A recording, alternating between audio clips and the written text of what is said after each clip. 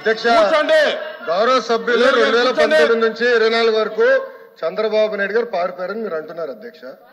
మీరు నాకు తెలిసినంత మీరు ఎమ్మెల్యే కాదనుకుంటప్పుడు చంద్రబాబు నాయుడు గారు హౌస్కి వచ్చారు, శాసనసభ సాక్షిగా నా తల్లిని అవమానించారు అధ్యక్ష. అది గుర్తుపెట్టుకోండి. మీరు గౌరవ సభతో వస్తున్నారు, మా తల్లిని అవమానించారు.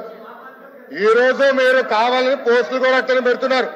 మా తల్లిని అవమానించారు ఆ రోజు, మీకు గుర్తురాదా? ఎన్ని ఎక్కడ అవమానించలేదు సార్, ఎక్కడ అవమానించలేదు. మీరు ఎట్లా మాడతారో? మీరు ఉన్నారా హౌస్ లో?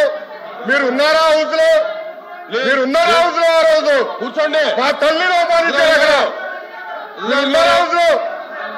షర్మిల గారిని అవమానిస్తారు, విజయలక్ష్మి గారిని అవమానిస్తారు, మా తల్లిని అవమానిస్తారా? ఏం గుర్తురాదా మీకు? అదే ఒక్క నిమిషం నేను కూడా మాట్లాడచ్చు, గుర్తుపెట్టుకోండి. ఒక్క నిమిషం నేను కూడా మాట్లాడండి. ఏనాడు మేము మాట్లాడలేదు. కూర్చోండి. ఏనాడు జగన్మోహన్ రెడ్డి గారి కుటుంబం గురించి మేము ఏనాడు మాట్లాడాల? నేను ఏనాడు మాట్లాడాల? మా సభ్యులు ఏనాడు మాట్లాడాల? కూర్చోండి. శాసనసభ సాక్షిగా మా తల్లిని అవమానిస్తే కూర్చోమంటారా? కూర్చోమంటారా?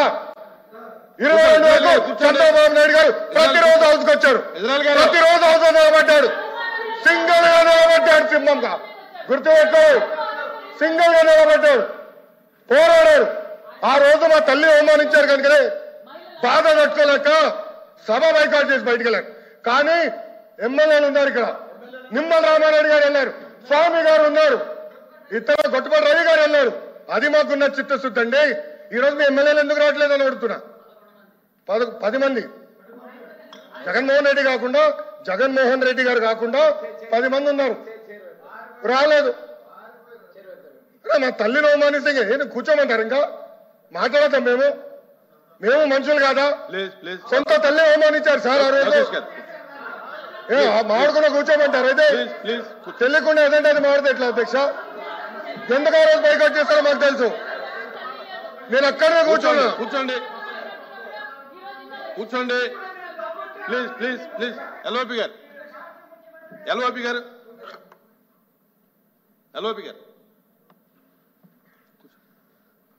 సార్, ఇప్పుడు సభ్యులు వచ్చి మాట్లాడారు. ఇప్పుడు సందర్భాన్ని వచ్చి తీసుకొచ్చారు.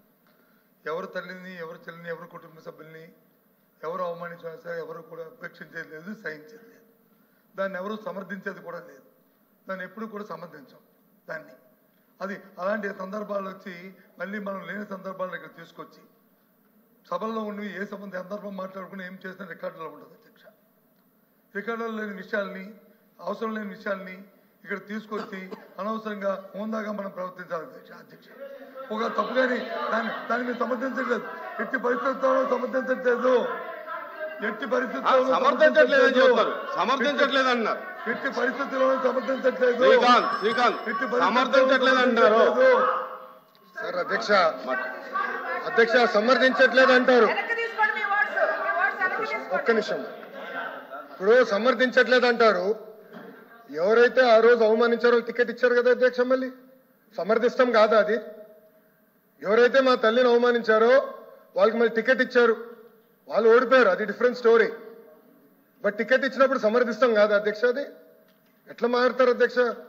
ఎల్ఓపి గారు దయచేసి ఆలోచించమని కోరుతున్నా. ఆ రోజు సమర్థించారు, టికెట్ ఇచ్చారు, ఓడిపోయారు ఆ వ్యక్తి. దానికని ఏమంటారు అధ్యక్ష? సో దయచేసి ఆనాడు చంద్రబాబు నాయుడు గారు 2.5 సంవత్సరాలు నాకు గుర్తున్నంత వరకు అధ్యక్ష 2.5 years హౌస్కి వెళ్ళారు.